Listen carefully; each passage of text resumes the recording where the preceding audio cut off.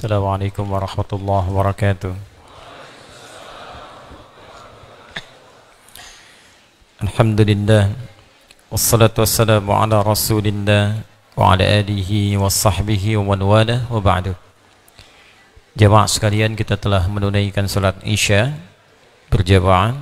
Semoga salat kita diterima oleh Allah Subhanahu wa taala. Saya juga mengajak untuk kita mendoakan saudara-saudari kita yang belum beriman, semoga malam hari ini diberikan kekuatan hidayah oleh Allah untuk bersyahadat.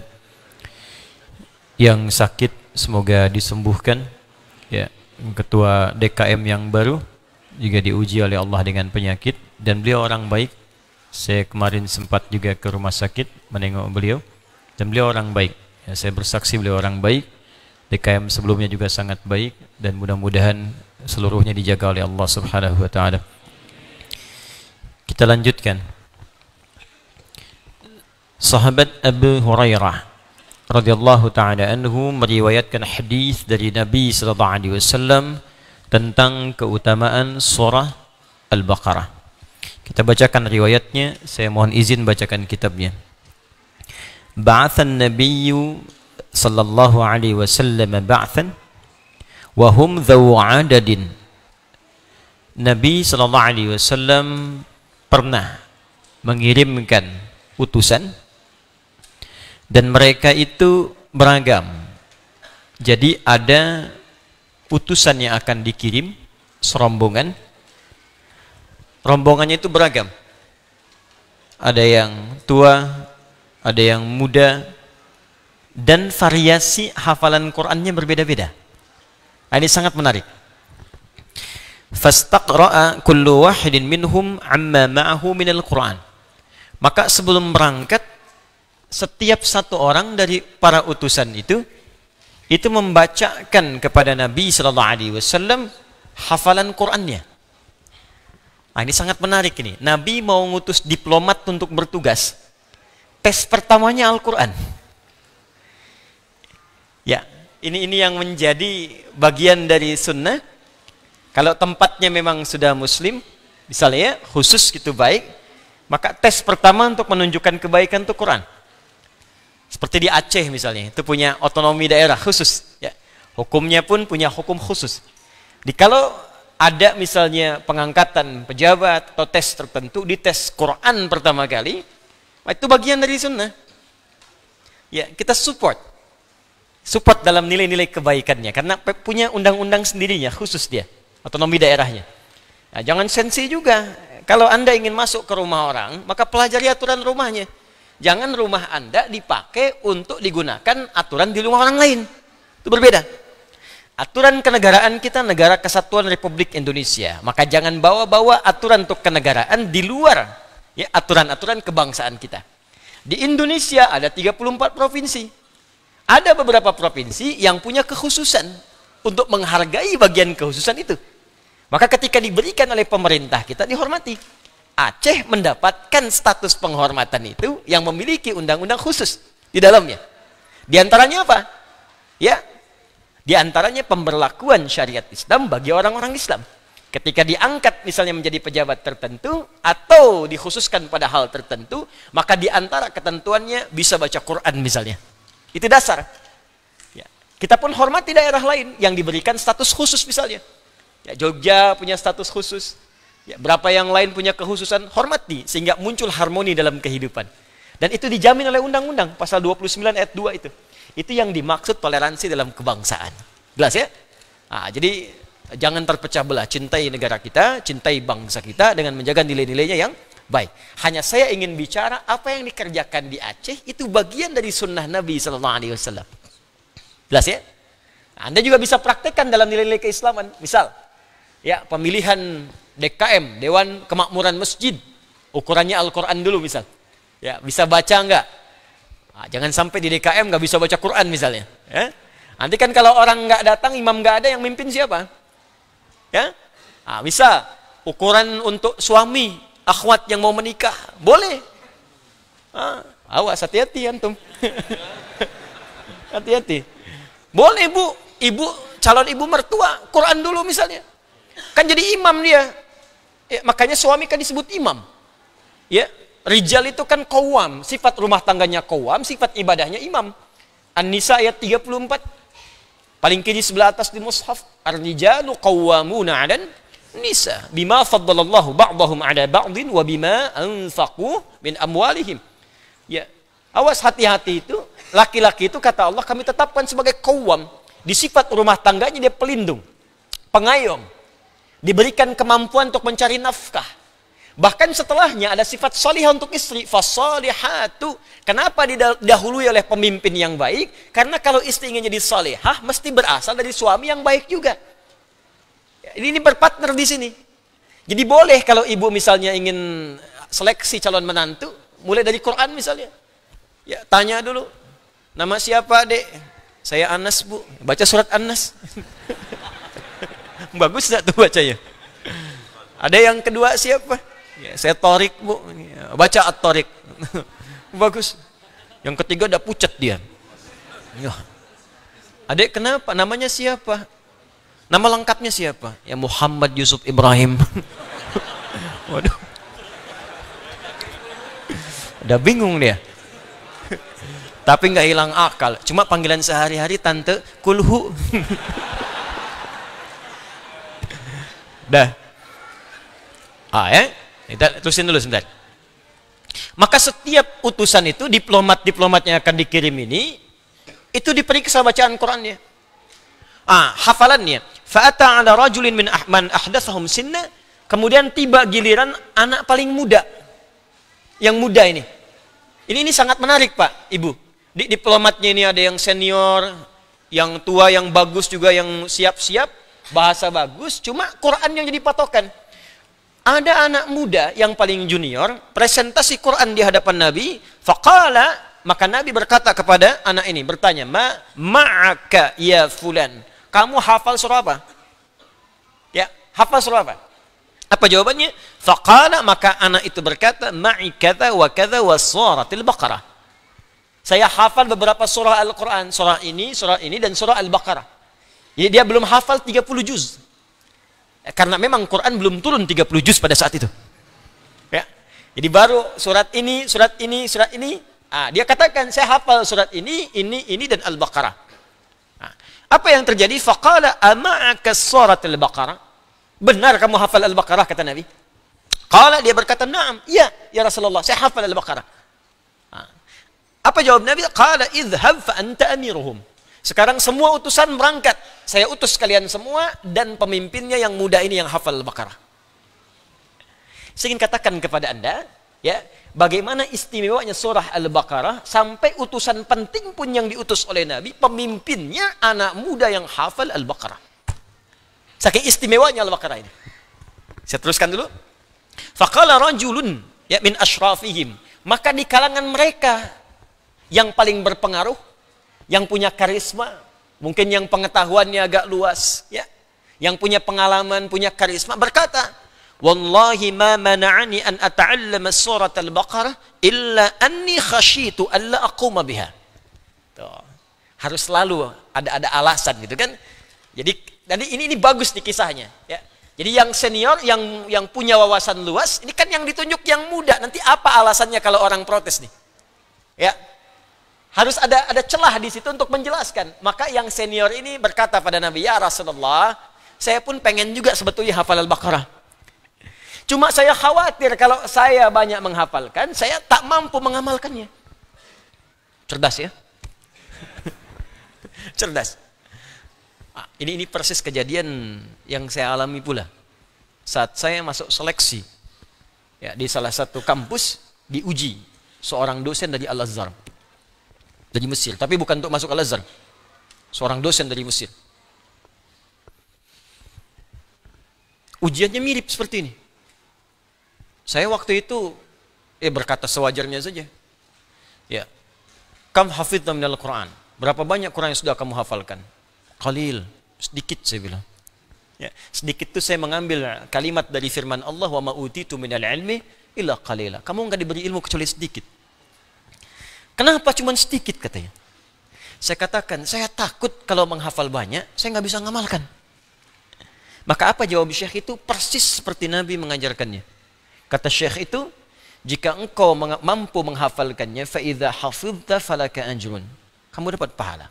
فَإِذَا عَمِلْتَ فَلَكَ أُجُورٌ, tapi kalau kamu amalkan, pahala lebih banyak lagi. Daripada kamu nggak hafalkan sama sekali, mendingan hafalin aja dulu, minimal dapat pahala. Kalau mampu mengamalkan, lebih banyak lagi. Maka saya ketika baca kisah ini teringat kembali pada bagian tadi. Maka jangan jadikan alasan tak mampu mengamalkan memberhentikan Anda untuk menghafalkannya. Jelas? Nah, apa kalimat Nabinya? Faqala Rasulullah sallallahu alaihi wasallam, kemudian Nabi sallallahu alaihi wasallam bersabda, "Iqra'ul Qur'ana wa ta'allamuhu." Kamu baca Al-Qur'an dan pelajari. Fa inna mathal Al-Qur'an liman ta'allamahu faqara'ahu wa qama bihi kamathali jarabin aw qayyin aw aghlaqa 'ala miskin. Allahu akbar. Ya, mengamalkan nanti, yang penting belajar baca dulu. Jadi ada 3 tahapan. Ya, baca dulu, belajar dulu yang benar, hafalkan. Lalu setelah itu amalkan. Ya, amalkan.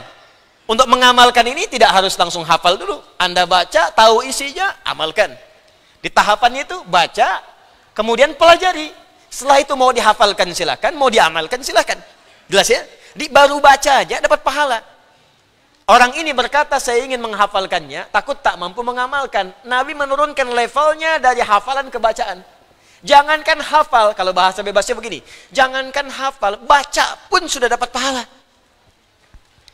Jadi kalau Anda ingin mulai menghafal, mulai belajar baca. Jelas ya? Tapi kalau Anda belum mampu membaca pun, ya jangan halangi diri Anda untuk menghafal dengan cara belajar baca dulu. Jangan ngeles begini, aduh kayaknya saya nggak bisa menghafal deh, turunkan levelnya. Masa baca aja nggak bisa? Minimal punya hujjah di hadapan Allah. Kenapa fulan kau tidak menghafal Al-Quran? Anda bisa berkata, ya Allah, saya sudah belajar sejak mulai membacanya, sampai penghujung usia saya.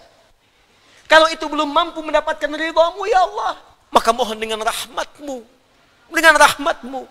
anugerahkan kepada saya syafaatmu. Jadi kalau Anda nggak berusaha, jadi berhadapan dengan Allahnya bagaimana nanti? Apa hujah yang akan disebutkan di hadapan Allah? Minimal, kita sudah membaca. Minimal berusaha, sehingga ketika dihisab itu bisa ringan. Minimal ada harta itu sudah pernah digunakan untuk zakat, pernah sedekah, sehingga dihisabnya ringan. Itu yang bisa mengurangi hisab ketika rumah Anda semakin mewah, kendaraan semakin banyak, baju semakin melimpah. Minimal hisabnya bisa diringankan dengan perjuangan Anda menyebutkan amal soleh Anda. Minimal Anda pernah berusaha bangun malam. Ya fulan, kenapa engkau nggak tahajud? Saya sudah berusaha, ya Allah. Doa sudah, memohon sudah, bangun pun sudah malam, cuman memang ngantuk, ya Allah. Misalnya dibuka filenya, usahanya dilihat, ada niatnya. Beruntungnya kita itu kan hisabnya ada pada niat. Ya, hadis Nabinya jelas. Al-Bukhari nomor hadis yang pertama, innamal a'malu binniyat. Beruntungnya kita di situ. Ya, tapi niat bukan keinginan. Kalau keinginan semua ingin. Ingin berhaji, ingin semua.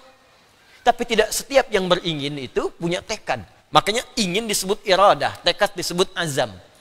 Tekad saya tahun depan. Tapi tidak setiap yang punya tekad punya niat. Usaha yang menyertai dari tekad yang setelah dihadirkan itu. Usahanya apa? Nabung. Makanya kalau niat pengen haji, nabung dari sekarang. Tidak cukup dengan amin. Ya, semoga tahun depan bisa haji insya Allah. Tuh, nggak cukup dengan amin. Nabung. Ikhtiar. Kalau pengen tahajud, nggak bisa cukup dengan amin. Ya, ikhtiar, siapkan, maksimalkan kita. Demikian kata Nabi, kamu jangan ngeles. Karena tak mampu menghafalkan itu, takut untuk tak mampu mengamalkan, minimal menghafalkan pun ada pahalanya. Kata Nabi, kamu jangan ngeles. Ya, jangankan menghafal, baca pun dapat pahala. Orang-orang yang punya kemampuan baca, lantas memahami Al-Quran, dia diibaratkan kemudian lekat dengan misk. Bau harum. Bahkan disebut penutup botol misk, yang kalau dibuka harumnya keluar semua. Di ahli Quran itu wangi semua. Kalau bicara wangi, kalau menatap wangi, kalau jalan wangi. Wangi itu kan semerbak, bagus. Dan baunya wangi, miskin itu baunya wangi. Di ahli Quran tuh kemana-mana tuh wangi gitu. Disebutkan pun wangi. Ini gimana caranya orang nggak pernah lihat Anda, tapi kalau disebut Anda wangi. Baik gitu. Coba sekarang Anda pengen disebutkan di langit, di dunia aja, belum disebut baik, terus Anda pengen dikenal baik di langit. Bikin kebaikan dulu. Ibu-ibu, jadikan bu anak-anaknya. Ibu mengandungnya 9 bulan 10 hari. Melahirkannya berjuang dengan kematian. Mesti ada kebanggaan, Bu. Di hari kiamat mesti ada kebanggaan. Minimal di dunia didik anak itu. Sehingga ketika disebutkan anak itu jadi wangi, ibu dapat wanginya. Bapak dapat wanginya. Seorang itu kalau sudah baik, maka Allah akan menyebutkan semua kebaikannya dan semua setiap yang di lingkarannya akan ikut baik semua. Silahkan cek. Yang nggak pernah kenal Anda jadi kenal tuh. Itu tetangga saya katanya. Itu kawan saya. Itu teman saya. Itu sekampung saya. Jadi kebanggaan. Dan jadilah Anda bagian dari itu. Sudah jaminan dari Nabi SAW. Apa sumber pertamanya? Al-Quran. Dekat dengan Al-Quran, maka Anda akan mendapatkan wangi dalam kehidupan. Kalau bukan dunia, dapatkan di akhirat kelak. Saya kemarin hari Sabtu setelah dari Tanah Kusir, saya berbincang dengan kawan. Allahu Akbar. Ya benarlah kata Nabi SAW, salah satunya jasad ahli Quran akan dijaga di alam kuburnya. Dia ada satu anak kecil. Ya kalau anak memang sudah kecil, perempuan.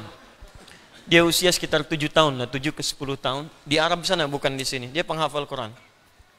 Wafat anak itu. Dalam keadaan penghafal Quran. Semoga Allah muliakan beliau dan keluarganya. Dijaga oleh Allah jasadnya di alam kuburnya. Cuma dikuburkan di samping orang-orang yang zalim. Jadi nggak ada pemakaman khusus itu, maka bercampur di situ. Ya ada zalim dalam akidah berarti belum beriman, ada zalim dalam perbuatan maksiat dan sebagainya. Itu bapaknya terus-terusan mimpi.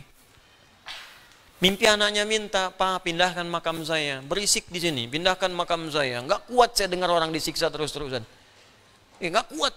Jadi teriak sana, teriak sini. Wah nanti deh kalau antum udah dikubur bisa terasa lah gitu ya. Atau kita nanti terasa sendiri. Ya, nanti banyak hal yang disebutkan dalam makanya ngaji yang betul. Persiapan, jangan cuma dunia disiapkan, persiapan ke alam kubur. Ayat-ayat kuburan tuh di Quran tuh lengkap. Antum bandingkan dengan kitab-kitab lain di muka bumi. Quran tuh sangat lengkap.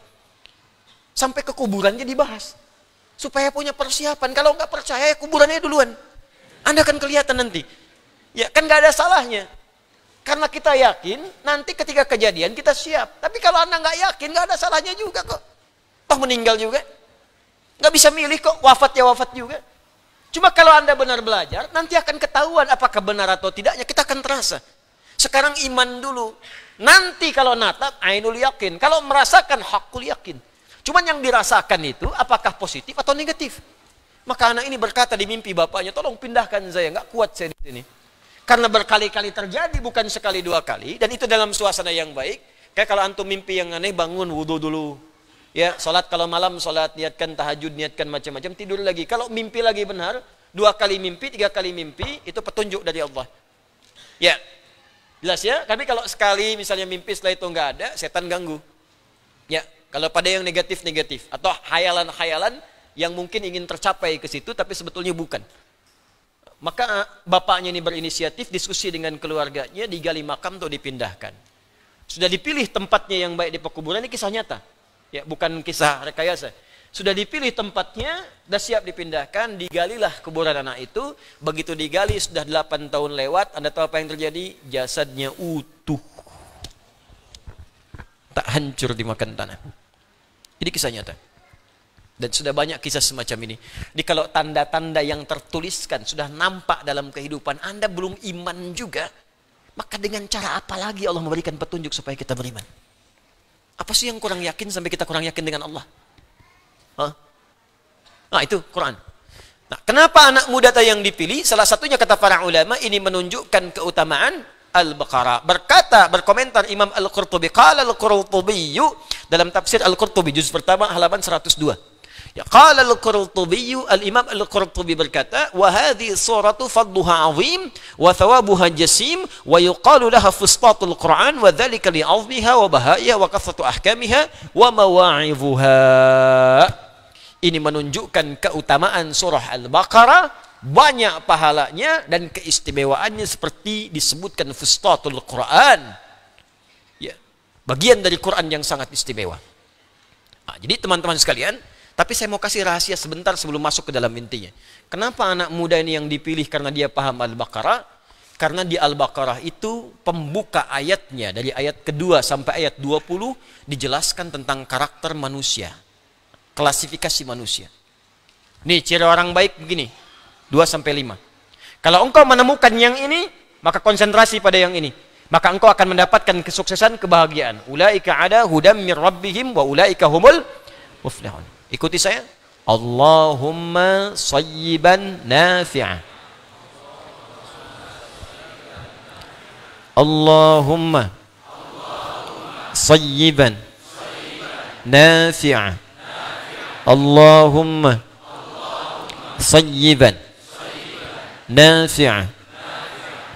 Ya, semoga hujan yang turun ada berkah, minimal menjadi bukti di hadapan Allah kita pernah beribadah di malam ini dan meringankan hisab kita insyaallah.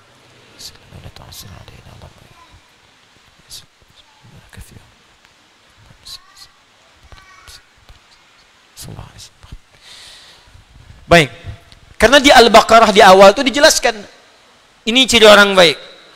Kalau engkau bisa mendapatinya saat diplomasi nanti, temukan orang ini, bangun hubungan baik. Maka engkau akan dapatkan kesuksesan, kebahagiaan. Ini ciri orang yang ingkar, kontra. Awas, kalau menemukan seperti ini, begini caranya. Karena ada penutup di hati mereka. Khatamallahu ala qulubihim wa ala sam'ihim wa ala absarihim walahum adzabun azim. Ayat 6 sampai 7. Ada orang munafik, mungkin engkau ketemu baik di depanmu, di belakang merencanakan keburukan pada misi diplomasimu. Ayatnya banyak, dari ayat 8 sampai ayat 20, 13 ayat. Itu baru pembuka, karena anak ini tahu dan belajar tentang hakikat Al-Baqarah, jadi bisa berhadapan dengan manusia. Ini orang benar nih, ini orang nggak benar, ini orang kayak benar padahal nggak benar. Maka pengalaman ini karena yang mengajarkan langsung Allah, maka dipilih oleh Nabi SAW sebagai pemimpin dari diplomasinya. Paham? Nah, makanya nanti ini jadi pelajaran nih. Ya, nanti kita akan lihat. Nah, sekarang kalau sudah tahu keutamaannya, bagaimana isi surahnya? Kita mulai dengan ayat yang pertama dari 286 ayat. Setelah itu kita coba untuk dalami dan kita berhenti dalam kajian dimaksud. Semoga diberikan keberkahan. Bagi teman-teman yang hadir di sekitaran luar, yang di luar, ya, tolong diluas-luaskan. Kalau di dalam masih ada saf, diluaskan supaya yang setidaknya mendapatkan naungan yang kurang bisa bernaung dengan naungan yang baik insyaallah. Dan semoga semua diberikan kemuliaan yang terbaik. Ya. Bismillahirrahmanirrahim. Alif Lam Mim. Bacakan sama-sama. Alif Lam Mim. Baik. Alif, Lam, dan Mim. 3 huruf ini membuka surah Al-Baqarah. Dia termasuk dalam rangkaian huruf-huruf yang disebut dengan huruful tahajji, atau yang biasa kita dikenal dengan al-huruful hijaiyah. Huruf di dalam bahasa Arab, sebelum masuk ke sini, terbagi 3 bagian. Huruf di dalam bahasa Arab dibagi 3 bagian. Anda nggak akan temukan di kitab tafsir. Spesifik di pelajaran khusus bahasa Arab. Karena saya spesialisasi di bahasa Arab, maka ini dikaji. Ada pelajarannya khusus. 1, ada yang disebut dengan huruf abjadiyah. Ya, huruf abjadiyah, dikenal dengan abjad. Sudah jadi bahasa Indonesia. 1, huruf abjadiyah. Abjad.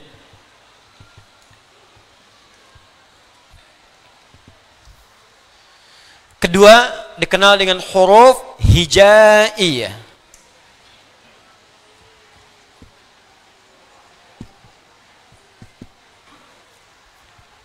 Dua, huruf hijaiyah. Yang ketiga, dikenal dengan huruf makharijiyah. Huruf makharijiyah. Di pengetahuan yang penting, hati-hati.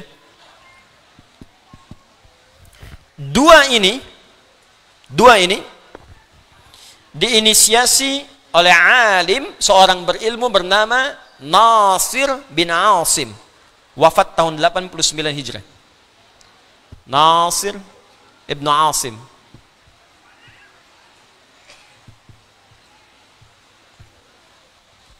Yang ini huruf makharijiyah diinisiasi oleh Khalil bin Ahmad Al-Farahidi.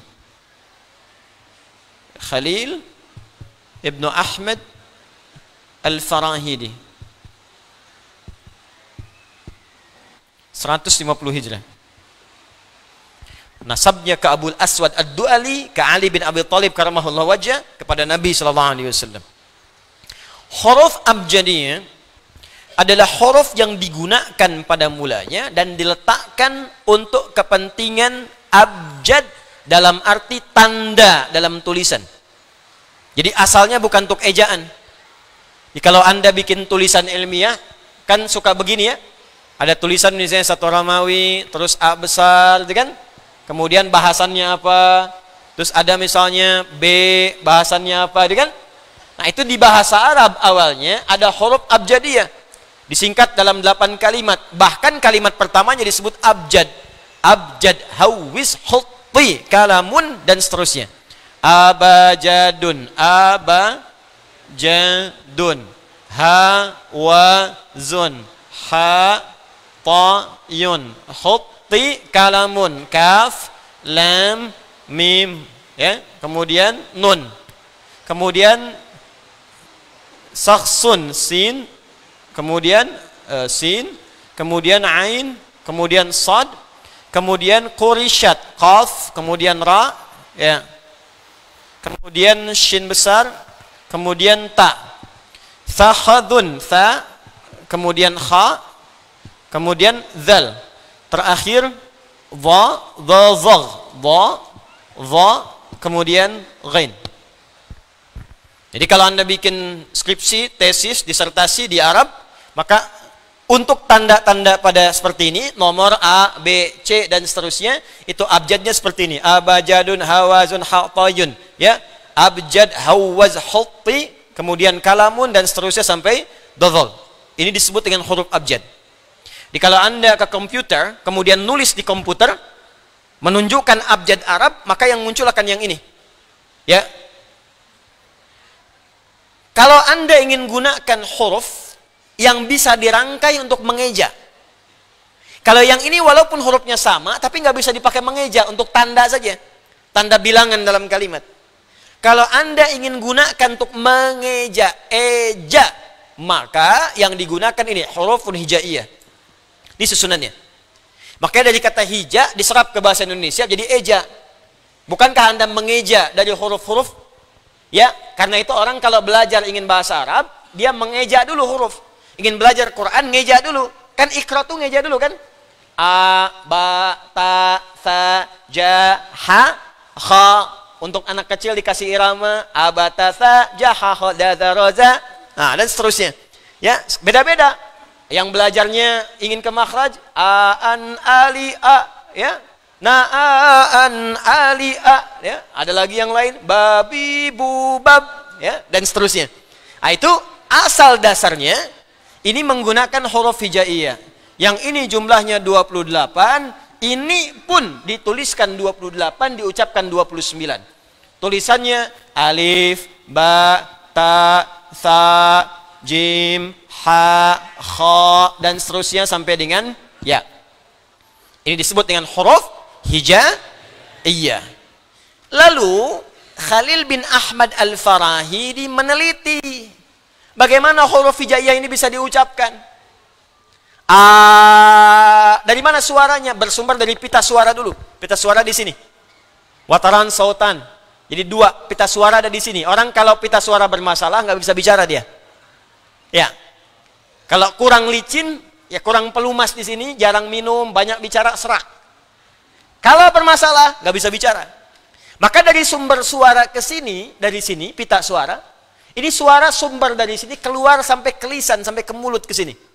Maka diteliti orang yang concern sekali pada bahasa Arab, itu salah satunya Khalil bin Ahmad Al-Farahidi, ini pakar luar biasa. Maka diteliti dari A alif sampai dengan ya, dari mana suara itu muncul. Dari mana munculnya? Ternyata muncul pertama kali dari sini, A, masuk ke halak bagian bawah, sampai ke sini ke depan ke syafatain, ke bibir, dikumpulkan ada 5 jalurnya, tempat keluar huruf itu. Keluar disebut dengan kharaja. Tempat keluar namanya makhraj. Ya, mim, kha, ra, jim. Makhraj, tempat keluar. Anda masuk ke Timur Tengah, ada tulisan di masjid makhraj, tempat keluar. Ya. Ada tulisan di hotel makhraj, tempat keluar. Makhraj tawari, ya, tempat keluar dengan segera, jalur evakuasi. Di makhraj. Karena hurufnya banyak, bukan cuma satu, dijamakkan menjadi makharij. Makharij, tempat keluar. Siapa yang keluar? Huruf. Di sini ada istilah makharijul huruf. Secara umum diteliti dari sini sampai ke mulut keluar. Maka ada 5 jalur. Pertama, jaufun. Rongga. Nih, ada rongganya. Kalau Anda buka, dari sini sampai ke dalam. Dari rongga mulut sampai rongga ke tenggorokan, tembus ke sini. Maka disebut dengan jauf namanya. Jauf dari bawah. Ditelusuri kemana lagi? Nih ke kerongkongan, tenggorokan ini. Namanya halak. Halakun. Naik lagi ke atas, ketemu lisan, ke lidah. Kalau lidahnya bermasalah, bicaranya jadi nggak jelas. Ya, maka sampai ke lidah, lisan namanya. Lisan. Lisannya bagus, mulutnya nggak ada, nggak bisa bicara, maka harus ada dari mulut. Bahkan ada nanti huruf yang keluarnya di bibir. Ya, tempat keluarnya mim, waw, ba, bibir.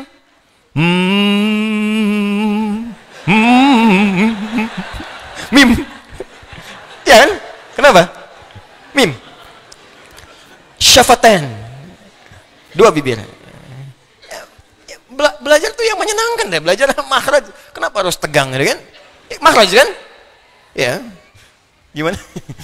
Syafatain. Nah, ada yang ketika diucapkan dengung ke hidung. Ada dengungnya. Mim dengan nun itu mesti ada, sifat mim dengan nun mesti ada. Ya, sebagian. Jadi ini ada menarik, nanti kalau sudah belajar ke sifat huruf, nanti yang ikut kelas nanti saya ajarkan. Ya, insya Allah nanti saya lebih concern ke pemahaman, jadi bukan hafalan. Jadi bagaimana caranya Anda paham? Kenapa dari syiddah muncul qalqalah? Kenapa lawannya rikhwah? Kenapa ada bainiyah disebut dengan lin omar? Ya itu mesti muncul. Ketika Anda baca Al-Fatihah kan ujungnya mim tuh rata-rata dengan nun. Itu selain diucapkan di bibir, ya dari lisan ke bibir, mesti ada dengung ke hidung sedikit. Ini jarang terjadi nih. Sekarang agak abai ini. Bismillahirrahmanirrahim. Mesti ada sedikit dengungnya. Ya, tapi ada huruf-huruf yang jangan didengungkan. Nah, saya kembali ke sini. Maaf ya, saya kembali ke sini. Ketika diteliti ini, maka dimulai dari yang paling bawah. Apa yang paling bawah ini? Aqsal halak yang di sini. Ain. Ya. Kalau hamzah dengan ya, tidak dihitung. Hamzah dengan ha, maaf, tidak dihitung. Karena memang sudah lewat, nggak ada penghalang. Jadi kalau Anda mengucapkan a, nggak ada halangan.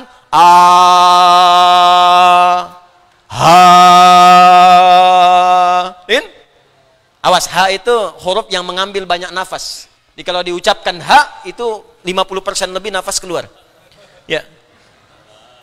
Ihdinas siratal mustaqim, siratal ladzina an'amta alaihim. Begitu menyebutkan alaihim, nafas keluar banyak. Ya. Ghairil maghdubi alaihim, kan? Walad dallin. Ha. Karena dua-duanya hamzah dengan ha tidak terhalang, keluar bebas saja, maka tidak dimasukkan urutan pertama. Naik ke atas sedikit, bertemu di pertengahan dengan ain dan ha. Maka di Mu'jam Makhraj karangan Khalil diurutkan dari tempat keluar hambatan yang pertama. Urutan pertamanya bukan alif, bukan ba, tapi ain. Baru setelah itu ha. Sampai terus ketemu dengan ya dan alif. Ini jenius ini. Cuma karena yang populer lebih duluan yang ini, maka ini yang populer di masyarakat. Tapi mau nggak mau, karena harus tahu cara mengucapkannya, akhirnya belajarnya ke sini juga. Makanya orang yang ingin bisa belajar Quran dengan benar, atau bahasa Arab yang bagus, pasti awalnya belajar makhrijul huruf. Jadi kalaupun Anda belajar ini, pasti belajarnya ke sini lagi. Karena itu Khalil bin Ahmad Al-Farahidi punya kitab populer namanya Mu'jamul Ain. Mu'jam Al-Ain, kitab yang mengarang tentang rumusan makna dalam bahasa Arab sesuai dengan makhraj, dimulai dengan huruf ain sampai ke ujungnya. Nanti kalau sudah masuk bahasan bab sekolah wahai itu, saya terangkan apa itu makhraj, apa itu sifat huruf, ada berapa sifat huruf, apa bedanya sifat dengan al-qabul huruf, ada yang menyebut al-qab sifat dan sebagainya, nanti kita terangkan. Dan kita praktek sampai ke hukum-hukum insyaallah. Ya. Sekarang sampai sini dulu. Nah, jumlah seluruhnya ini kalau diucapkan jumlahnya 29. Berapa? 29. Nah, sekarang masih ingat tadi suara muncul dari mana? Dari pita suara dari sini, ya kan? Baik, huruf yang ada di sini yang tidak terhalang ada berapa tadi? 2. Alif dengan ha, lepaskan? Lepas ya? Coba kalau sudah dihalangi di sini, disekat sedikit, kecekik, ha. Nggak lepas kan? Nggak lepas kan? Ya, beda. Ha. Ya. Naik sedikit ke atas. Ha. Ra. Qaf. Kaf. Ya. Tapi alif tidak. Berarti ambil satu huruf yang paling dasar untuk mewakili. Lewat. Baik. Dari sini karena lewat halak, lewat alif lewat. Kemudian selanjutnya ke lisan kan? Lisan. Huruf lisan itu banyak. Di antaranya lam, lam, lam, lam, lam, lam. Mewakili lisan. Huruf bibir. Ada mim, ada waw, ada ba. Ba, ada syiddah. Bahkan orang Arab pun agak sulit mengucapkan. Karena itu harus dipantulkan. Ya, kalau enggak, di dalam suara itu ada tekanan. Jadi nanti kalau belajar, saya tunjukkan gambarnya. Di begitu kita mengucapkan ada 5 huruf qaf, ta, ba, jim, dal. Tambah yang ke-6 hamzah. Itu qaf, ta, ba, jim, dal. Orang Arab kesulitan karena dia menekan di sini. Qaf. Kalau berharokat nggak susah. Qa, qi, qu, ka, qa, qi, qu, qa, qi, qu, qa, qi, qu. Tapi kalau mati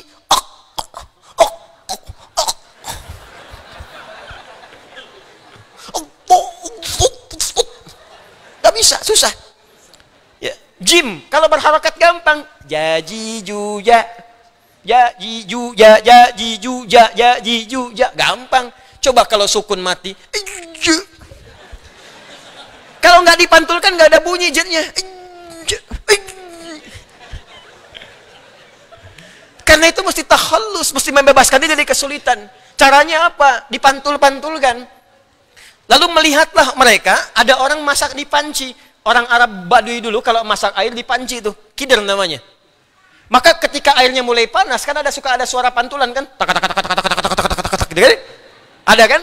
Itu namanya kol-kolah. Oh, baru tahu kan? Makanya orang Arab mengatakan kol-kolah til kidru.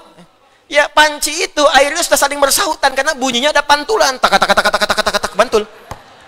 Maka dari situ dikol-kolahkan, dipantulkan. Ajj. Ya, abba.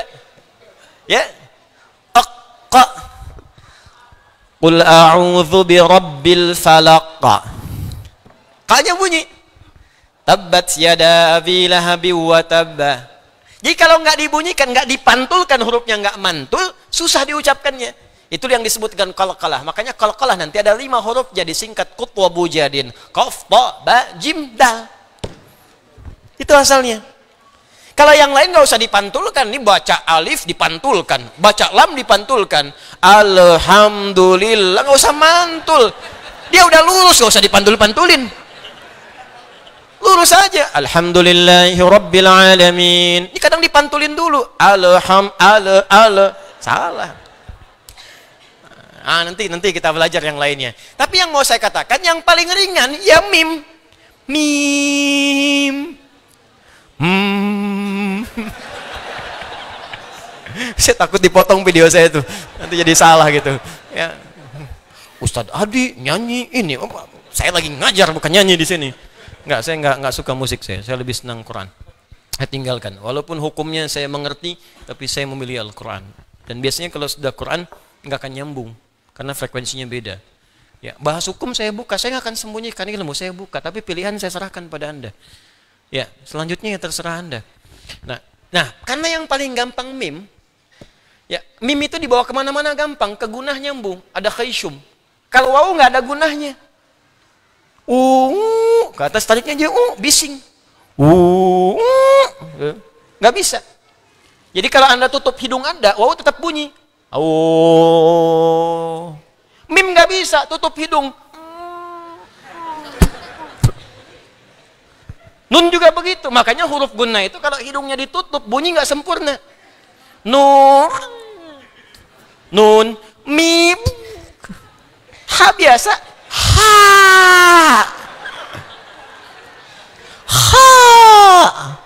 biasa aja.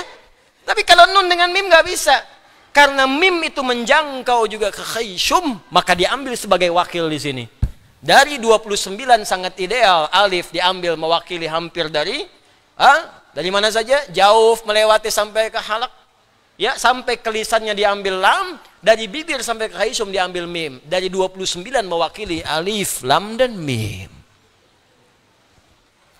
Di dalam Al-Qur'an, huruf-huruf hijaiyah tahajji membuka banyak surat. Yang paling istimewa ada jumlahnya 1 sampai 3 huruf, sampai 5 huruf, maaf. 1 sampai 5 huruf. Ada yang 1 huruf 3 surat. Nun, Shad, Qaf. 1 huruf itu ada 3. Yang 2 huruf, Taha, Yasin, Hamim, ada 9 surah. Yang 3 huruf, alif, lam, mim, alif, lam, ra. Ada berapa? 13 surah. 3 tambah 9 tambah 13. Yang 4 huruf, teman-teman sekalian, alif, lam, mim, shad. Ada 2 di dalam Al-Quran. Yang 4 huruf ada 2. Nanti kita bacakan. Yang 5 huruf pun 2 juga. Di antara contohnya apa? Kaf, ha, ya, ain, shad. 2 juga. Perhatikan sini. 3 tambah 9 berapa? 12 tambah 13 berapa? 25. 25 tambah 2 berapa? 27. 27 tambah 2 berapa? 29. Berapa jumlah huruf hijaiyah? 29 huruf diwakili oleh makhraj yang sempurna, dibuka dengan alif, lam dan mim. Kalau bukan firman Allah, siapa yang menyampaikan Al-Quran? Karena manusia biasa nggak bisa menyampaikan ini. Kalau Anda sudah paham ininya, baru saya bacakan tafsirnya.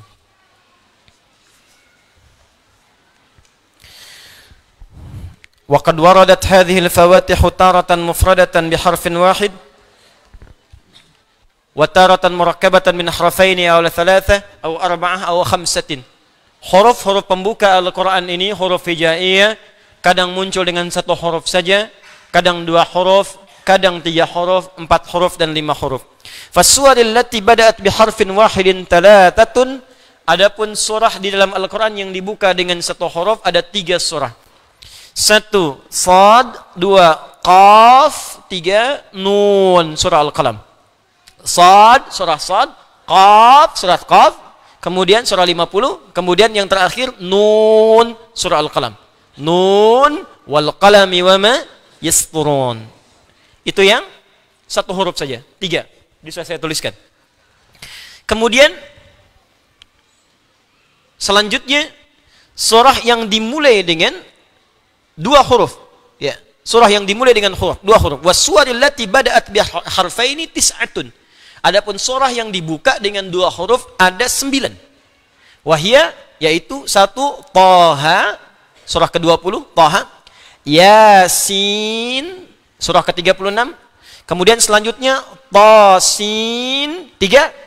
Tambah lagi 6 dengan Hamim. Hamim di 6 surah berbeda. Itu surah Ghafir 40, Fusilat 41, Az-Zukhruf, Ad-Dukhan, Al-Jathiyah, dan surah ke-46 Al-Ahqaf.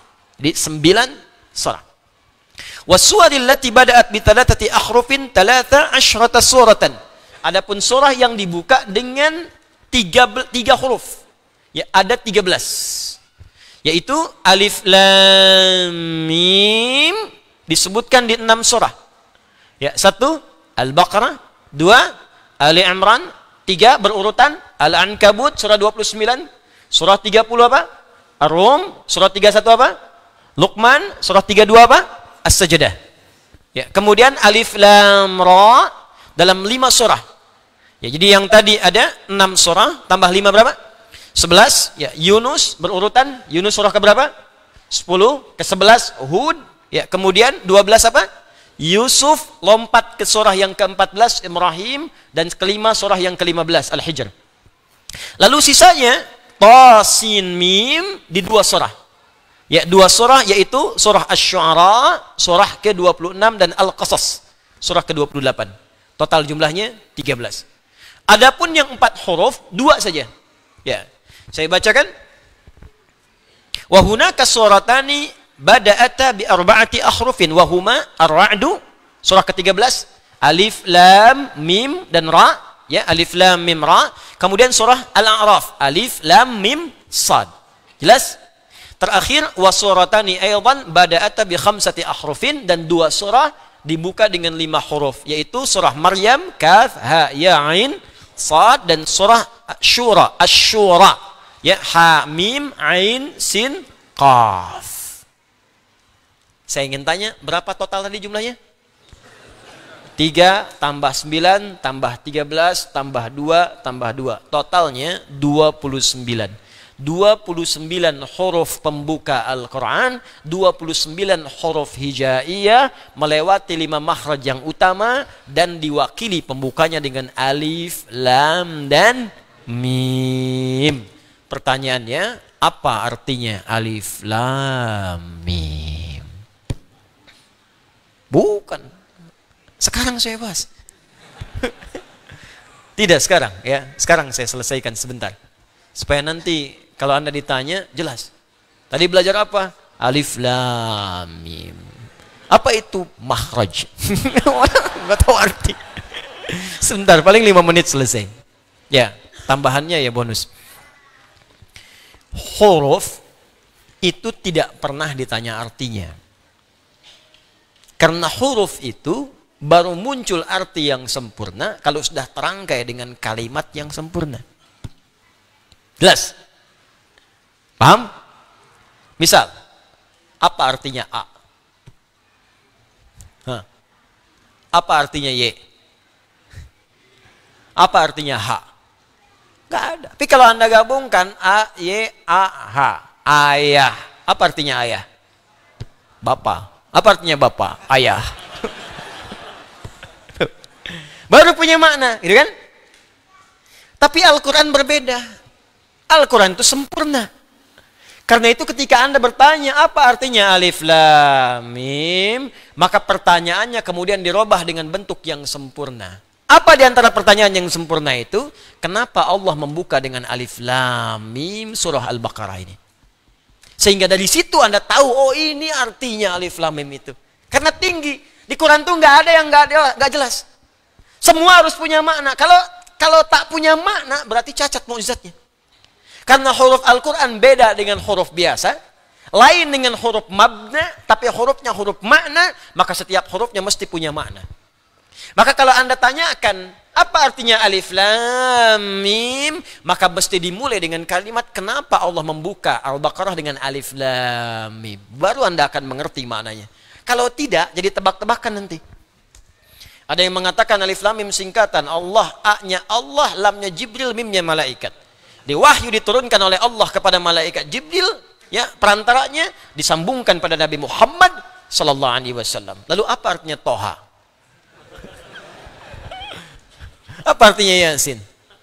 Apa artinya Alif Lam Mim Shad? Bingung shadnya siapa gitu. Ya, karena itulah kemudian sebagian ulama tidak memilih untuk menafsirkan itu. Ada yang mengatakan ini mutasyabih, ini sir, ini rahasia dalam Al-Quran. Hanya Allah yang tahu dan seterusnya. Kalau gitu kita tanyakan bagaimana Allah memberikan penjelasan. Kisahnya dimulai dari kebiasaan masyarakat jahiliyah, yang dari kebiasaan ini dikenal dengan keistimewaan mereka. Sampai hari ini nggak ada yang menandingi keistimewaan ini. Apa di antara keistimewaan itu? Orang Arab itu, orang Arab, kalau saya katakan Arab berarti yang dulu yang fasih. Kalau sekarang ada, alhamdulillah. Tapi sekarang sudah banyak bercampur bahasanya dengan ajam, sehingga menjadi amiyah, bahasa dialek, bahasa pasaran. Ya, lahjah. Di beda, misalnya gini, kalau bahasa fasih, apa kabar? Kaifa haluk? Apa kabar? Kaifa haluk ya akhi? Bagaimana kabar Anda? Datang Anda kemudian ke Mesir, zayyak hal. Datang ke Syria, ishlunak. Datang ke Libya, sinjo. Tuh, sinjo. Sin, soal, pertanyaan. Jo, apa kabar? Itu sudah bahasa daerah. Ya. Hal, kaifa haluk, fasihnya. Nah, orang Arab ini, teman-teman sekalian, punya keistimewaan. Satu, bahasa Arab, bahasa yang paling lengkap dari segi pengucapan huruf. Saya belajar bahasa-bahasa yang lain, dari penyebutan macam-macam. Ya, misalnya yang bahasa Inggris kita tahu bersama lah, alfabetnya, grammarnya, macam-macamnya. Ya, bahasa Jepang juga sama, akasatana, hamaya, rawaen, aiwo, eo, kakiku, keko, aiwo, dan seterusnya. Ya, Mandarin, bahasa Prancis, bahasa macam-macam. Tapi nggak ada yang sempurna selain bahasa Arab dari segi pengucapan dari hurufnya. Dia huruf bahasa Arab itu meliputi semua tempat keluar huruf. Ada satu yang tidak ditemukan di bahasa-bahasa lain, yaitu huruf do. Do, do, do. Ya. Mungkin yang lain ada a sama dengan alif kan? A, I, U ada, di Jepang ada, Arab ada, Inggris ada. How are you, man? Yeah. How are you, brother? How are you, sister? Bisa, how are you? Ho, ha, o ada. Ya, wow ada, ho, kau, sapi. Ya. Ya, bisa. Ada kan wow kan? Wow ada. Ya, mim ada. My name is Adi. Ya. Have you been? Ha, where have you been? Kemana aja kamu? Ha ada. Ba ada. Di kalau Anda mau cari ba ada, ha ada, tapi bo. Mana tuh? Bo. Bo. Oh, enggak bisa. Jepang ada. Ya, ta ada, ra ada, ba ada, TV bahasa Jepangnya terebi. Ya, watashi wa Indonesia no Adi des. Saya Adi dari Indonesia. Wow ada, ta ada, shin ada, watashi wa. Wow ada, shin besar ada semua. Tapi dha enggak ada. Allah. Ya, enggak ada. Saya body, misalnya enggak. Indonesia enggak ada. Silakan cek. Ya, qaf ada. Ya, setiap baja hitam kotaro minami, qaf ta ra mim kotaro. Ya. Hafal saya baca. Ya, ada. Ya, tapi Anda di bahasa Arab nggak ketemu cuma satu yang di bahasa Arab, di bahasa lain nggak ada. Bo. Karena itu orang Arab membanggakan dengan bahasanya, dikenal dengan lughatul dhad. Bo. Ini makhrajnya di sini bo. Waladdallin. Bo. Jadi ketika Allah menurunkan Al-Quran dengan bahasa Arab, bukan sekedar nabinya orang Arab. Yang memang harus dengan bahasa Arab. Kalau enggak, bagaimana bisa mengkhitab kaumnya? Kaum orang Arab, turun Quran pakai bahasa Inggris misalnya. Enggak kan paham. Pasti dengan bahasa Arab. Tapi apa hikmah di balik itu? Di Quran surah Yusuf disebutkan, la'allakum ta'qilun. Supaya kita berpikir, oh ada yang sempurna di bahasa ini.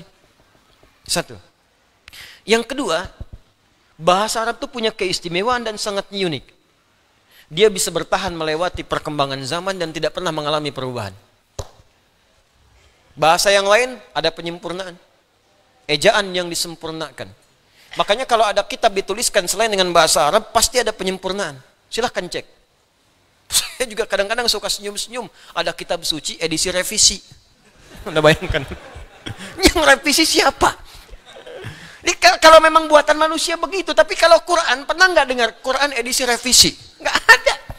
Terjemahannya karena bukan Arab, mungkin menyesuaikan. Ini bahasa Arabnya sampai sekarang gitu-gitu aja.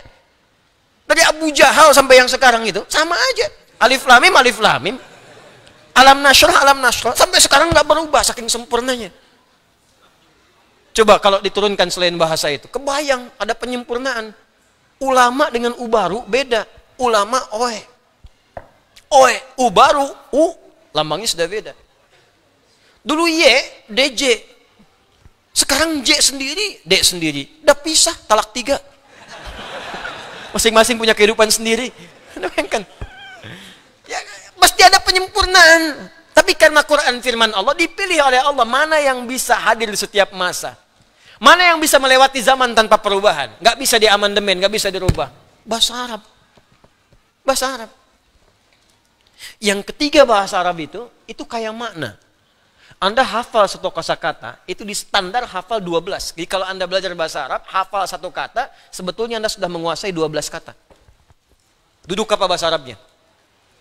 Jalasa, duduk, orang duduk. Jalisun, tempat duduk. Majelis, silahkan duduk. Ijlis. Tuh. Nggak jauh-jauh dari situ. Anda tahu jalasa, banyak. Ya. Tapi kalau bahasa Inggris cuma satu. Sama dengan jalasa, jealous, cemburu. Yang lainnya nggak ada lagi. Jalasa yajlisu jalasan, gitu kan? Jalasa yajlisu julusan. Qa'ada, maq'ad, qu'ud, sajadah, sujud, tempat sujud, masjid, orang sujud, sajid, sujudlah, usjud. Tahu satu kata, Qurannya gampang. Karena di Quran ada, usjudulillah, ada. Masjid jamaknya masjid, ada. Gampang. Jadi ketika Anda menguasai satu, Anda bisa berkomunikasi dengan orang banyak menggunakan otak atik, ya, atau tasrif, atau derivasi dari kata-kata ini. Lebih gampang. Ketiga, ya, bahasa Arab itu bahasa yang paling mudah untuk merangkum peristiwa dalam bentuk nazam, urutan-urutan yang bisa senang untuk dinikmati. Makanya orang Arab dulu kalau ingin mengabadikan peristiwa tertentu, mereka nggak nulis karena nggak bisa nulis. Umumnya mereka membuat syair pakai nazam. Rumusnya ada 16, disebut dengan bahar namanya. Anda kalau pengen tahu di zaman jahiliyah 150 tahun sebelum lahir Nabi terjadi apa? Lihat syair orang Arab. Makanya Nabi sering mengatakan, dan Umar yang menangkap kalimat ini. Belajar bahasa orang Arab itu supaya engkau tahu kondisi mereka pada masa lalu. Saya itu ngejar bahasa Arab, masuk jurusan spesialis bahasa Arab, saking cintanya Al-Quran, pengen tahu bahasa Quran. Dan ternyata setelah dipelajari itu luar biasa, Pak. Dan Quran itu berbeda, strukturnya macam-macam, beda lain.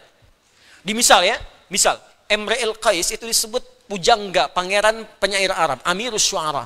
Lahirnya, hidupnya 150 tahun sebelum lahirnya Nabi. Itu abadi, kalimatnya sampai. Karena dia menceritakan setiap yang dilihat.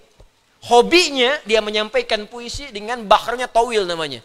Rumusnya tawilun lahudunal bukhuri fadailu fa'ulun mafa'ilun fa'ulun mafa'ilu. Kifa nabki min dhikra habibin wa manzili bisaktuli wa bainad dakhuli fahawmali. Imre el-Qais pernah lewat di sebuah lembah, ternyata melihat seorang pemuda. Karena dia sedang diputus oleh kekasihnya, bengong di pinggir danau. Kifa nabki min dzikra habibin wa manzili. Kamu ngapain sampai bengong mikirin orang, mikirin kekasih, mikirin rumah di sini? Tenang aja, semua berlalu tapi masa depan masih bisa kita gapai. Ya, kifa nabki min dzikra habibin wa manzili bisaktuli wa bainad dakhuli fahawmali. Dia sedang homesick ya sekarang. Sedang ingat rumahnya di Haumal. Itu sampai disebutkan desanya namanya Haumal, kejadiannya di sini sedang bengong pada saat itu. Kejadian 150 tahun sebelum datangnya Nabi. Ada semua. Anda ingin tahu apa yang terjadi saat Nabi pulang dari perang Tabuk? Apa yang terjadi? Disambut di Madinah dengan kalimat syairnya yang dibuka. Tala'al badru alaina min thaniyatil wada'i majaba syukru alaina wadalillahi da'i. Itu kan syair asalnya. Qasidah itu bukan rebana, beda. Qasidah itu syair yang berjumlah 7 bait disebut qasidah. Ya, jadi qasidah itu bukan pakai rebanya. Dang-ding-dung, dang-ding-dung, dang-ding-dung, dang-ding-dung, bukan. Ya. Itu penambah aja irama itu instrumennya itu. Asalnya itu syairnya. Dulu nggak ada pakai alat, cuman belakangan aja pakai alat, dufuf namanya. Ya, rebana itu dufuf. Qasidahnya itu bukan rebananya. Ya, jadi qasidah itu syair-syair yang sudah berjumlah 7 disebut qasidah. Kalau qasidah dikumpulkan 3 qasidah disebut diwan namanya. Diwan itu kumpulan-kumpulan qasidah, qasidah kumpulan-kumpulan syair yang berjumlah 7 bait. Gitu. Semua orang yang dilihat bisa bikin puisi seketika. Al-Asma'i itu lihat burung lompat-lompat, burung kecil. Ya, di atas bunga itu. Ya, bunga yang sedang mekar, di bawahnya ada sungai. Itu langsung bisa bikin puisi. Pakai rojas, mustaf'ilun, mustaf'ilun, mustaf'ilun. Mustaf'ilun, mustaf'ilun, mustaf'ilun. Saya sering bacakan di sini. Sautus safiril bulbuli, hayyaja qalbi thamili. Al-ma'u wa zahru ma'a zahri lahzul muqali. Fa anta ya sayyidali wa sayyidi wa maulali, fakam tayammuni ghazayilun uqayqali. Qataftuhu min wajdatin min fi'li hadha ar-rajuli. Faqala la la la la faqad ghada muharwili. Wa walwalat wali ya wailali faqultu la tuwalwili. Fabayyinu lu'lu'ali qalat lahu hina kadha in radidul muqali. Kahatan kakailali tabtabuli. Wah, coba ulangi. Saya aja setengah hidup mempelajarinya. Kan orang bilang setengah mati kan, setengah mati itu sekarat. Itu luar biasa. Ya, itu nampak itu bukan cerita biasa, bukan kalimat-kalimat yang bisa dibacakan tertawa atau senyum belaka, tidak. Itu kisah kejadian, ada nyata. Nyata itu. Di mereka kehidupannya dahsyat, bisa bikin lihat antum aja jadi syair. Ya. Sautu safiril bulbuli, ya. Pakai tawil aja deh. Ya, fa'ilun mafa'ilun fa'ulun mafa'ilun fa'ulun mafa'ilun fa'ulun mafa'ilun. Jalastu fa'ikun al-kursi fara'aitu fara'aitu ra'isun aswada jalisun amami biqafiyatihi. Ya, misal saya duduk sedang di bangku sedang mengajar, maka di hadapan saya ada sudut kemiringan tertentu, seorang pakai peci hitam duduk depan saya. Ya, fatabassama dhahikan ra'ani, maka dia tersenyum-senyum sambil ketawa melihat saya. Ya. Itu dibikin aja, rumusnya ada sendirinya. Ya, cuman, maaf, kalimat itu cuman cerita. Cuman kisah. Kadang-kadang ada khayalan, makanya ada imajinasi. Kadang-kadang khamriyat, hanya untuk ngajak pesta. Pakai syair, makanya nanti ada musik yang diharamkan karena gabung dengan pesta. Suatu masa nanti ada umatku menghalalkan musik dengan zina, dengan sutra dan sebagainya. Karena orang kalau datang sekarang ke diskotik, datang ke tempat-tempat hiburan, pakai pakaian bagus, terus ikhtilat macam-macam, joget-joget macam-macam, musiknya nyantu di situ. Itu udah ada, yang sekarang telat. Udah ada, namanya khamriyat. Ya, pakai musik, pakai hiburan, pakai syair untuk minum-minum khamar. Ada banyak. Ya, ta'ala ila khamri nu'alina. Ya, ya fawailul lis-salati wal musallina. Ayo kita mabuk-mabukan yuk minum khamar. Kalau salat mah disebutnya celaka karena Allah berfirman wailul lil musallin, bukan wailul lil khamirin.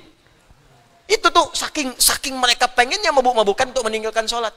Sampai menyebutkan, yang kena neraka kan orang salat bukan yang minum khamar. Dalilnya wailul lil musallin. Tuh. Menempatkan sesuatu bukan pada tempatnya, dikecam oleh Al-Qur'an. Diluruskan kalimat-kalimat itu. Dia sudah ada. Ada bikin puisi misalnya, maaf ya, untuk memuji. Ada yang untuk berzina, ada bikin puisi dulu untuk zina, ada. Narik memikat pasangan, ghazal namanya. Ya, ghazaliyat disebutkannya. Ada untuk memuji namanya madah. Nabi pernah dipuji oleh seorang sahabat sampai Nabi punya seorang syair, syairun Nabi namanya Hasan bin Thabit. Ya, ada lengkap semua, tapi isinya nggak ada yang tentang bimbingan kehidupan. Maaf, tidak ada petunjuk-petunjuk bagaimana menjalani masa depan. Tidak ada bagaimana tatanan sosial. Tidak ada dorongan untuk menggali pengetahuan. Maka ketika Allah menurunkan wahyu kepada Nabi Muhammad SAW, itu kalimat Qur'annya indah. Saking indahnya, ada yang menduga itu mirip syair. Karena rumusnya yang paling menarik, ada kemiripan. Walau hakikatnya nggak sama sekali. Apa kemiripannya? Yang tadi i di Quran ada a semua. Nih lihat nih. Wadduha wal laili idza ma wadda'aka rabbuka wa ma walal akhiratu khairul laka minal wala sawfa yu'tika rabbuka. Lihat, semua a. Ada yang ujungnya kaf. Alam nashrah laka sad wa wada'na anka wizr alladhi anqadha dhah wa rafa'na laka dzikr. Tuh, sedangkan orang Arab pun bikin syair ujungnya tuh ada saja ujungnya, ada kaf, ada lam disebut dengan lamnya, ada mim ujungnya. Jadi mereka menuduh Nabi, itu mah bukan wahyu, itu syair seperti kami. Jelas. Asatirul awwalin, itu mah informasi orang-orang dulu yang dibukukan lagi, yang disampaikan oleh Muhammad SAW. Ya, maksud dibukukan di sini dihimpun kembali. Muhammad itu syair, cuma mereka nggak bisa nuduh syair karena rumus syair nggak ada di Quran. Karena rumus syair terbatas, tawil, faulun, mafailun di Quran nggak ada rumus itu, nggak bisa dipakai. Al-Baqarah bukan rumus itu, Wadduha bukan rumus itu, Rajas, mustafilun nggak ada, nggak bisa dipakai di Quran. Ayat apa yang mengikuti rumus itu? Nggak ada. Madid, mufa'alatun, fa'ilatun, nggak bisa dipakai, nggak ada rumusnya. Di mereka kebingungan, mau nuduh Quran nggak bisa karena nggak mengikuti rumusnya syair, tapi kalimatnya bisa indah seperti itu dan isinya beda. Sehingga apa yang terjadi? Ketika Nabi banyak dituduh demikian, maka ditantang oleh Allah. Kalau kamu menuduh Al-Quran syair seperti yang kamu ucapkan, silahkan bikin semisal Quran. Buat. Kalau engkau mampu buat. Bahkan aku jadikan setiap huruf-huruf Al-Quran adalah huruf-huruf yang biasa engkau gunakan untuk bikin syair itu. Makhrajnya sama, hurufnya sama. Dari mulai paling bawah sampai dengan kelisan muncul. Aku tunjukkan kepada kalian. Aku buka dengan alif, lam, mim. Kalau kalian mampu, bikin yang seperti Al-Quran. Nih, aku turunkan dari makhraj yang sama, dari huruf yang sama, seperti yang kalian buat dari syair-syair itu. Sekarang kalau mampu, dan kalau benar tuduhan kalian Quran bagian dari syair, bikin semisal Al-Quran. Maka itu nanti di ayat ke-23-nya akan ditegaskan tantangan Allah itu. Qul in kuntum tuhibbuna Allah. Itu Ali Imran ayat 31. Ayat 23. Qul, bukan kul, wa in kuntum. Oh, kan jarang ngaji itu. Wa in kuntum fi raibim mimma nazzalna ala fa'tu bi suratim mimithli wad'u syuhada'akum in kuntum. Baik. Wad'u syuhada'akum min dunillahi in kuntum shadiqin. Fa illam taf'alu walan fattaqun narallati waquduhan uiddat lil. Maka muncul tantangan Allah. Ayo buat semisal ini. Jadi alif lam mim dan yang lainnya ketika diturunkan membuka ayat-ayat dan surah-surah dalam Al-Quran, itu salah satunya bermakna tantangan kepada orang-orang Arab yang sering menuduh Nabi Quran rekayasa Nabi, Quran buatan Nabi. Maka silahkan buat seperti Quran ini, bahkan huruf-huruf dalam Al-Quran dibuat oleh Allah dengan huruf yang sama seperti kalian membuat puisi-puisi dalam kehidupan kalian itu. Ternyata sampai Nabinya wafat pun tidak ada yang mampu membuat seperti Al-Quran. Ini menunjukkan Quran bukan rekayasa manusia. Ini menunjukkan Quran bukan produk budaya. Kalau produk budaya berarti setiap manusia mampu. Anda bayangkan Abu Jahal pakar bahasa Arab, Abu Lahab pakar bahasa Arab, banyak pakar bisa bikin puisi Arab, bisa bikin qasidah Arab, tapi nggak bisa menyaingi Quran sampai mereka takluk, sampai mengatakan ini bukan buatan manusia biasa, sampai nggak bisa menyoal Quran. Silahkan cek di tafsir-tafsir, nggak pernah ada Abu Jahal bertanya apa maksudnya alif lam mim, apa maksudnya Toha. Saking ngertinya, saking sempurnanya bahasanya. Di mereka itu merasa bahwa Quran itu memang luar biasa, mukjizat. Cuman karena mereka iri kepada Nabi, mereka menolak Qurannya. Tapi seiri-irinya nggak pernah mereka mengatakan Quran produk budaya. Tuh. Makanya Omar yang sangat paham syair, paham puisi Arab, baru mendengar satu kalimat langsung bergetar hatinya karena ini bukan puisi, bukan syair. Toha. Ma anzalna 'alaikal Qur'ana litashqa. Langsung syahadat. Karena tahu ada sesuatu yang beda. Maka kalau pakar bahasa Arab di zamannya, walaupun memusuhi Nabi, mereka mengakui Quran itu firman Allah. Quran itu tidak biasa. Dan mereka mengakui nggak mampu membuat seperti Quran. Datang orang sekarang yang nggak bisa bahasa Arab. Bicara aja nggak fasih. Ngerti juga enggak, tiba-tiba mengatakan Quran produk budaya. Berarti ada yang salah, ada yang konslet dalam pemikirannya. Awas. Kalau Abu Jahal hidup lagi, bingung sama orang ini. Wih, tumben aku aja nggak ngatain itu, katanya. Hati-hati. Karena setan dulu nggak kuliah, setan sekarang kuliah. Lebih komplit setan sekarang itu. Setan dulu cuman diusir pakai ayat kursi, bacain ayatnya, lari setannya. Setan sekarang mesti dilempar dengan kursinya sekalian.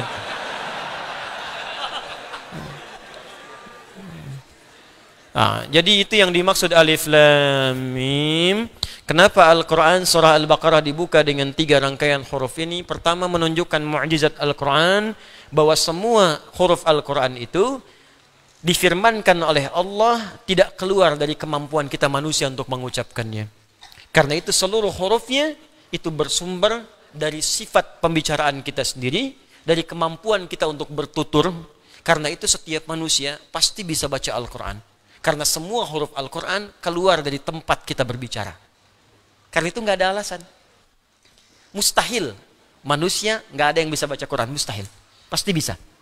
Karena Al-Quran firman Allah yang saat difirmankan ada fitrah dalam perangkat tubuh kita untuk bisa mengucapkannya. Karena bersumber dari semua tempat keluar huruf. Paham? Satu. Yang kedua, Allah ingin menegaskan kepada semua makhluk bahwa Al-Quran bukan rekayasa Nabi Muhammad SAW. Bukan produk budaya, bukan makhluk. Ingat, bukan makhluk. Al-Quran firman Allah yang berbeda dengan karya manusia. Kalau Anda masih tidak percaya dengan itu, silahkan buat semisal Al-Quran. Kalau orang dulu pun yang pakar di bidang yang nggak sanggup, apalagi Anda yang nggak tahu itu. Itu bahasanya. Kalau Anda tak percaya, silahkan gali dulu. Pahami dulu isinya, belajar dulu. Baru Anda akan temukan bahwa ini bukan karya manusia, tapi kembali kepada Khaliq, kembali kepada Rabbul Alamin. Paham sampai sini? Baik. Sekarang kalau sudah mengerti bagian terakhirnya, karena ini bukan karya manusia, bukan produk manusia, maka dia akan memiliki perbedaan-perbedaan dengan bahasa manusia. Dari segi strukturnya, segi kalimatnya, segi pengucapannya, sampai sifatnya. Saya ambil contoh sifatnya misalnya. Karena Quran firman Allah, maka sifat bacaannya beda dengan bacaan manusia. Contoh, silakan Anda cek kalau tidak percaya. Satu-satunya bacaan di muka bumi yang tidak melahirkan rasa bosan, Al-Quran. Yang lain bosan. Yang lain bosan. Bukti. Tunjukkan pada saya ada orang bosan baca Al-Fatihah. Al-Fatihah Al-Quran bukan? Dibaca sehari berapa kali? 17 kali. Harus 17 loh, ingat, harus 17. Kalau ibu baca 16 berarti subuhnya 1 rakaat. Karena setiap sholat kita baca Al-Fatihah. Bacaan mana di muka bumi yang diulang-ulang sehari 17 kali? Tunjukkan pada saya. Baru 2 kali udah bosan. 3 kali udah nggak suka. 4 kali marah. Udah hatam saya udah 3 kali. Tuh. Tapi Al-Fatihah nggak ada orang begitu. Baca lagi. Padahal subuh udah 2, duhur 4. Udah duhur 4, asar kan jedanya nggak jauh. Coba bayangkan duhur ke asar kan nggak jauh, baca 4 lagi. Yang paling dahsyat maghrib ke isya kan cuma sebentar, baru 3 udah baca 4 lagi. Saya nggak pernah ada dengar keluhan. Saya barusan udah ya Allah 3 kali maghrib. Kenapa mesti baca lagi 4? Ya, dibaca aja. Cuma kalau bukan firman Allah mustahil bisa dibaca, mustahil. Mustahil. Tidak pernah ada orang bosan. Silahkan karya manusia. Agatha Christie pernah punya novel, laris sampai jutaan. Tapi orang bosan, tinggalin. Al-Fatihah, sudah fenomenal sampai sekarang. Yang kedua, memang nggak bosan, tapi kalau dibaca cepat ngantuk. Cuma Al-Quran. Al-Quran tidak.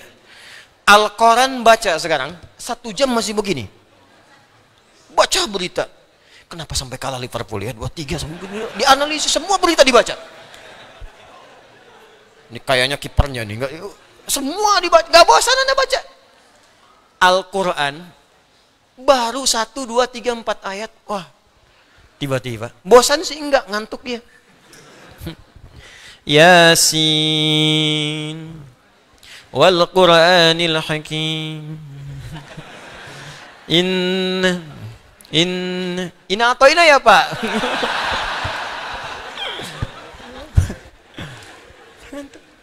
Kenapa? Karena baca Al-Quran itu ibadah. Selain Al-Quran bukan ibadah. Karena kita ibadah punya musuh namanya setan. Setan itu menghambat kita ibadah. Makanya kalau orang mau ibadah sulitnya luar biasa. Anda mau kesini aja jangan dikira mudah. Mau sholat aja nggak dikira mudah. Mau wudhu karena ibadah, nggak mudah. Mau sholat karena ibadah, nggak mudah. Kalau maksiat nggak ada portalnya. Cuman hati Anda aja paling yang mencegah karena masih ada jiwa takwa. Tapi kalau dikuasai setan, lancar aja. Orang sekarang nyuri motor cuma 3 detik, ada yang 1 detik. 2 detik nggak bisa, 3 detik nggak bisa. Gimana nih bro? Sabar, sabar. Coba bayangkan, sabar dipakai untuk maksiat. Bayang ya? Nah, karena baca Quran itu ibadah, setannya ada. Kalau nggak ada setan bukan ibadah. Kalau setan terlibat berarti ini bukan karya manusia. Firman Allah. Jelas ya? Ini sifat dari bacaannya. Mu'jizat dari setiap hurufnya akan kita ketahui saat masuk pada ayat berikutnya. Dzalikal kitabu la raiba fi, dan seterusnya. Kalau nggak percaya, lihat mushaf. Sekarang saya tanya pada Anda. Dzalikal kitabu la hudal lil, buka mushaf terjemahan, lihat terjemahannya. Di situ akan tertulis kitab ini. Dzalikal kitabu, kitab ini. Silahkan cek kalau nggak percaya. Ini. Kalau salah, silahkan potong kambing Idul Adha. Ini kan? Padahal dalam bahasa Arab dzalika artinya itu. Yang ini hadza. Kenapa terjemahannya menjadi itu?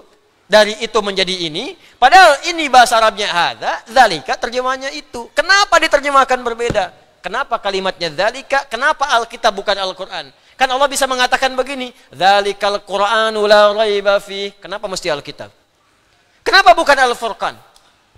Apa artinya dza? Apa artinya lam? Apa artinya kaf? Sampai ke huruf-hurufnya ada mukjizat. Bagaimana mengetahuinya? Pertemuan berikutnya nanti kita akan lihat. Nah, jadi di situ asiknya mengaji itu. Kalau mengajinya kita enak, benar, itu insya Allah manfaatnya banyak. Jadi kalau Anda ditanya apa artinya alif lam mim, maka jawabannya alif lam mim memiliki arti satu, kemu'jizatan Al-Quran, karena semua huruf Al-Quran diperkenankan oleh Allah, diperkenalkan oleh Allah akan melewati setiap makhraj kita. Karena itu jangan bosan baca Al-Quran, karena setiap kita mampu bisa baca bahkan hafal Al-Quran. Yang kedua, alif lam mim tantangan bagi yang masih meragukan isi Al-Quran, bikin semisal Quran kalau Anda mampu. Kalau tak mampu, diam saja daripada nanti dibakar di bara api neraka. Itu diantara maknanya. Kalau Anda belum paham juga, maka silakan pelajari isinya, dimulai dengan awal Al-Baqarah sampai dengan ujungnya An-Nas minal jinnati wan nas. Saya kira itu yang saya sampaikan. Sebelum saya tutup, saya hanya sampaikan 2 pengumuman saja. Yang pertama, bagi yang telah ikut kelas, teman-teman sekalian, saya sudah berdiskusi dengan teman-teman, karena ini mungkin animonya tinggi, semangatnya luar biasa, maka mungkin kita akan bagi ke dalam beberapa region, beberapa wilayah. Ya, sebab sampai saat ini belum ada tempat yang bisa menampung mungkin untuk banyak orang untuk belajar. Karena saya mau ajarkan sesuatu yang spesial sebelum Ramadan. Jadi saat Ramadan Anda bisa praktekkan hafal 30 hari Al-Quran, ya, selama Ramadan kita manfaatkan. Nanti insya Allah akan diinfokan. Nanti ada beberapa tempat yang dibagi supaya nanti Anda nggak harus datang ke Bekasi atau ke Jakarta. Di tempat-tempat itu nanti saya akan coba hadir insya Allah. Itu satu. Yang kedua, sekali lagi saya sampaikan bahwa pelajaran semua itu, termasuk semua data-data, itu teman-teman sudah dihimpun, ada di buku saya itu, yang Wahan's Note itu ada. Jadi saya sering, kenapa saya penting tegaskan ini, saya suka kasihan, sedih gitu. Ya, saya dapat info dari teman-teman staff, suka ada yang datang, langsung kadang bawa anak, bawa apa, macam-macam. Infonya sudah ada. Di Anda coba aja baca di situ, sampaikan di situ, terus catat nomor teleponnya kalau ingin bertanya, ada apa-apa, supaya nanti tidak banyak waktu terbuang, ya, digunakan pada hal-hal yang mungkin bisa Anda dapatkan dengan lebih mudah sebelumnya. Ya, selebihnya kita berdoa, semoga kita dikuatkan, ya, negara kita juga dikuatkan, karena ini sekarang statusnya di seluruh dunia, ini sedang waspada ya. Jadi saya juga menghimbau, membantu diri kita masing-masing, ya, waspada dengan baik, tapi jangan berlebihan juga, ya, jangan semua orang batuk langsung kemudian Anda respon dengan hal yang tidak baik. Ya, ada orang batuk di kereta digulung, ada orang batuk di pesawat langsung tidak. Ya, kita bersikap yang wajar-wajar saja, tapi jaga kesehatan dengan baik, lalu mendoakan. Kali ini nggak mudah situasinya. kita berdoa, baca zikir-zikir yang baik, ya, yang muslim baca zikir-zikir yang baik seperti diajarkan oleh Al-Qur'an di pertemuan lalu yang pernah saya sampaikan. Dan semoga Allah mengangkat semua musibah ini dengan cara yang lebih baik, menguatkan kita, menguatkan negara kita juga. Dan himbauan saya, kita bersatu semuanya pada semua hal yang baik-baik, pada nilai-nilai yang bisa menguatkan kita semua. Ya, jauhi hal-hal yang buruk, minimal gini aja. Minimal tahu kita akan wafat. Kalau sudah begitu insya Allah kita baik. Jangan ribut, jangan saling cela, ya, saling baik-baik, termasuk kehidupan berbangsa, bahkan dengan non-muslim semua kita baik-baik. Dan yang lain-lain kita doakan, kita support saudara-saudari kita di luar juga yang sekiranya membutuhkan uluran-uluran kita untuk minimal berdoa kepada Allah Subhanahu wa taala. Semoga Allah muliakan Anda dan kita semua. Semoga Allah ampuni dosa-dosa kita dan semoga Allah berkahi kita di bulan ini dan di bulan-bulan berikutnya. Allahumma taqabbal minna innaka antas samiul alim wa tub 'alaina innaka antat tawwabur rahim. Allahumma nahmaduka hamdan syakirin hamdan na'imin hamdan yuwafi ni'amahu yukafi'u mazidah. Ya Rabbana lakal hamdu wa lakal syukru kama yanbaghi li jalali wajhikal karim wa li 'azimi sultanik. Allahumma nusalli wa nusallim ala afdal anbiya'i wal mursalin sayyidina Muhammadin wa ala alihi wa sahbihi ajma'in. Rabbana la tada' lana fi maqamina hadha wa fi kulli maqamin dhanban illa ghafartah. Ya Allah, jika ada pendosa yang hadir di majlis kami saat ini, mohon ampuni seluruh dosa-dosanya sebelum ia pulang ya Rabbal alamin. Wala hamman illa farajtah, jika ada yang gelisah mohon tenangkan hatinya sebelum ia kembali ya arhamar rahimin.